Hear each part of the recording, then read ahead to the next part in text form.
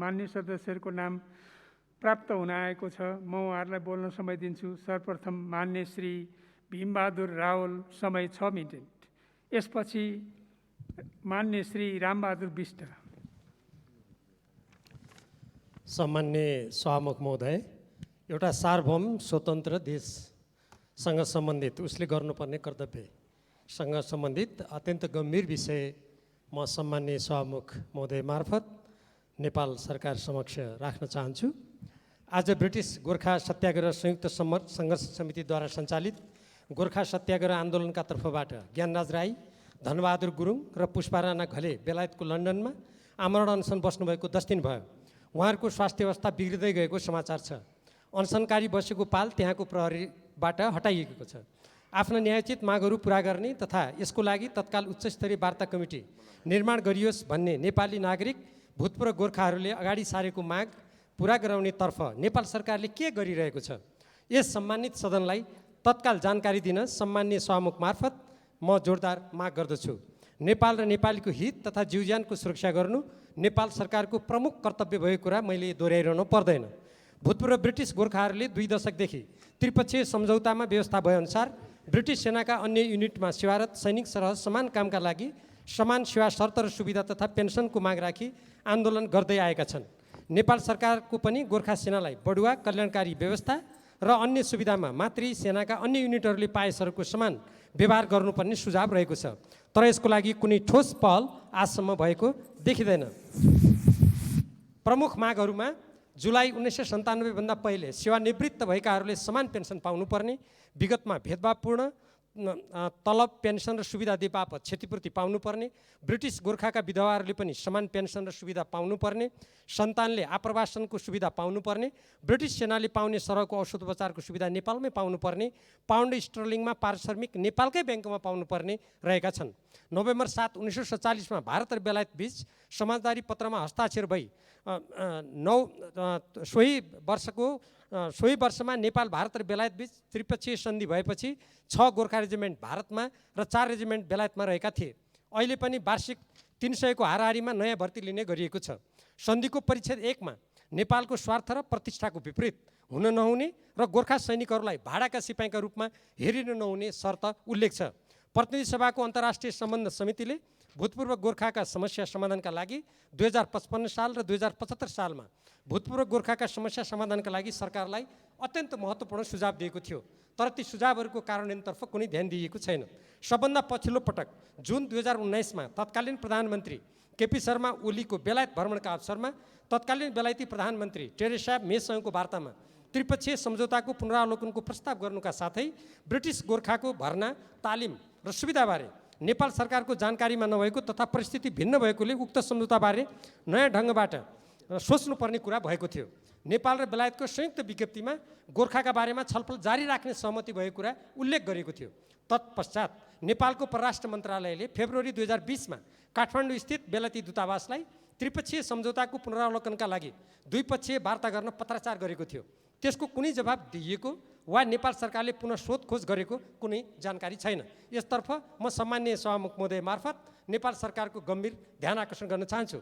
नेपालको संविधानमा नै असमान सन्धि सम्झौताहरूको पुनरावलोकन गर्नुका साथै राष्ट्रिय हित र समानताको आधारमा सन्धि सम्झौता गर्ने कुरा स्पष्ट गरिएको अवस्थामा गोर्खाभर्ती जस्तो असमान र सार्वभौम सत्ता सम्पन्न देशले गर्न नहुने सन्धि खारेज गर्नुपर्नेतर्फ गम्भीर रूपमा लाग्नुपर्नेमा भूतपूर्व गोर्खाहरूले उठाएका न्यायोचित मागका सम्बन्धमा भइरहेको आमरण अनसनलाई गम्भीर रूपमा लिने काम सम्म नगरिनु जिम्मेवार सरकारका लागि सुहाउने कुरा होइन। बेलायतको संसदमा रहेका सदस्यहरूले समेत भूतपूर्व गोर्खा सैनिकहरूको आमरण अनसनप्रति ध्यान दिन र माग पुरा गर्न माग गर्दै आवाज उठाएका छन्। गोर्खा सैनिक ब्रिटिस सरकारका पक्षबाट युद्धमा होमिएको र यो तहको त्याग र बलिदान गर्दा समेत त्यसको अनुपातमा पुरस्कृत गर्ने तथा उचित क्षतिपूर्ति प्रदान गर्नुपर्नेमा उल्टै मानवोचित र न्यायपूर्ण व्यवहार गरिएको पाइँदैन। पहिलो र दोस्रो विश्वयुद्धमा मारिएका, हराएका एवं घाइते भएका गोर्खा सैनिकहरूको तथ्याङ्क तयार गरी पीडित र पीडितका परिवारलाई क्षतिको अनुपातमा क्षतिपूर्ति उपलब्ध गराउन ब्रिटिस सरकारसँग पहल गरिनुपर्छ भनेर अन्तर्राष्ट्रिय सम्बन्ध समितिले व्यवस्थित रूपमा प्रतिवेदन यसअगाडि नै दिइसकेको छ। गोर्खाभर्ती सुरु भएदेखि हालसम्म लगभग 8 लाख भन्दा बढी युवाले ब्रिटिस सरकारको सेनामा सेवा गरेको विज्ञहरूको भनाइ छ। औसत 4 जना परिवारका सदस्यको दरले हिसाब गर्दा यसबाट 32 लाख बढी जनसङ्ख्या प्रभावित हुन पुग्छ। 16 लाख बालबालिकाहरू प्रभावित भएका देखिन्छन्। यस विषयमा गम्भीरतापूर्वक छलफल गरी आवश्यक परिपूरणको व्यवस्था गर्न ब्रिटिस सरकारसँग उच्च स्तरीय वार्ताको माग गरिरहेका भूतपूर्व गोर्खाहरूलाई उनीहरूको माग पुरा गर्ने तर्फ अहिलेसम्म वार्ता कमिटी समेत गठन नगरिनु यो अत्यन्त आपत्तिजनक कुरा हो। 10 पुस्तादेखि ब्रिटिस सेनामा सेवारत व्यक्तिका परिवार आज पनि गरिबीको माग खेप्न बाध्य छन्।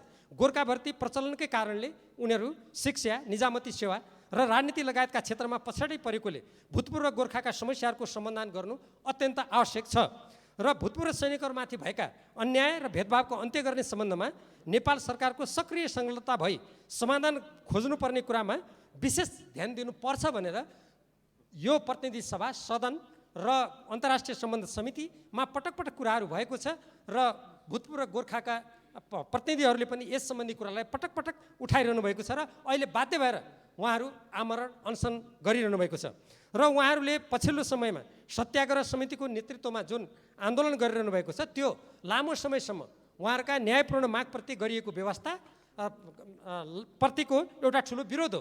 यस्तो स्थितिमा नेपाल सरकारले आफ्ना विदेशी स्थित नागरिकहरूको हक हितको सम्बन्धमा तत्काल आवाज उठाउनु पर्नेमा हालै परराष्ट्र मन्त्रालयबाट अन्तर्राष्ट्रिय सम्बन्ध समितिमा जानकारी गराइएको एउटा पत्रमा उल्टै भूतपूर्व गोर्खाहरूले यसरी आमरण अनसन गर्नु यो सुहाउने कुरा होइन भनेर पत्र पठाएको देख्दा स्वयं अन्तर्राष्ट्रिय सम्बन्ध समितिमा काम गर्ने हामी प्रतिनिधि सभा, त्यसका सदस्यहरू हामी लज्जित भएका छौँ। आफ्ना देशका नागरिकहरूको बारेमा जोरदार रूपमा आवाज उठाउने र उनीहरूको हकितको लागि सरकार अग्रसर हुनुपर्नेमा त्यतातर्फ ध्यान नदिएर उल्टै आफ्नो न्यायोचित माग उठाउने भूतपूर्व गोर्खाहरूलाई हतोत्साहित गर्ने प्रकारका गतिविधि गरिनु अत्यन्त खेदजनक कुरा हो। तसर्थ म सम्माननीय सभामुख महोदय मार्फत भूतपूर्व गोर्खाहरूले आज 10 दिन लामो जुन आमरण अनसन गरेको अवस्था छ, उहाँहरूको स्वास्थ्य स्थिति बिग्रिएको अवस्था छ, यसको लागि कमसेकम तत्काल नेपाल सरकारको संलग्नतामा समेत बेलायती सरकारका जब त्यहाँका सांसदहरूले समेत आवाज उठाइरहेको स्थितिमा तत्काल उच्च स्तरीय वार्ता समिति गठन गरेर यो आमरण अनसनबाट ती जो स्वास्थ्य स्थिति बिग्रिँदै गएका भूतपूर्व गोर्खाका मैले अघि उल्लेख गरेका 3 जना व्यक्तिहरूको ज्यान जोखिममा पर्ने काम नहोस् र तत्कालीन उच्च स्तरीय वार्ता समिति गठन गरेर बेलायती सरकारसँग हाम्रो त्रिपक्षीय सन्धि सम्झौतामा भएका ती प्रावधान त छँदैछन्, अझ त्यसपछि स्वयं त्यहाँ एउटा संयुक्त जुन कमिटी बनाइएको थियो त्यो कमिटी टेक्निकल कमिटी भन्ने छ, जसलाई प्राविधिक समिति भन्छ, त्यसले समेत वार्ता उच्च स्तरमा गर्नुपर्ने भनेर सिफारिस गरिरहेको अवस्थामा त्यसप्रति व्यवस्था हुने काम नहोस् र नेपाल सरकार यो नेपालको संविधानमा उल्लेखित असमान सन्धि सम्झौताहरूलाई पुनरावलोकन गर्ने, नेपालको राष्ट्रिय हक हितको संरक्षण गर्ने जुन नेपालको संविधानको निर्देशन छ त्यो निर्देशन मुताबिक यो सरकारले काम गरोस् र यस सम्बन्धमा के भइरहेको छ भन्ने कुरा तत्काल यो सम्बन्धित सदनलाई नेपाल सरकारले जानकारी गराओस् भनेर माग गर्न चाहन्छु। धन्यवाद।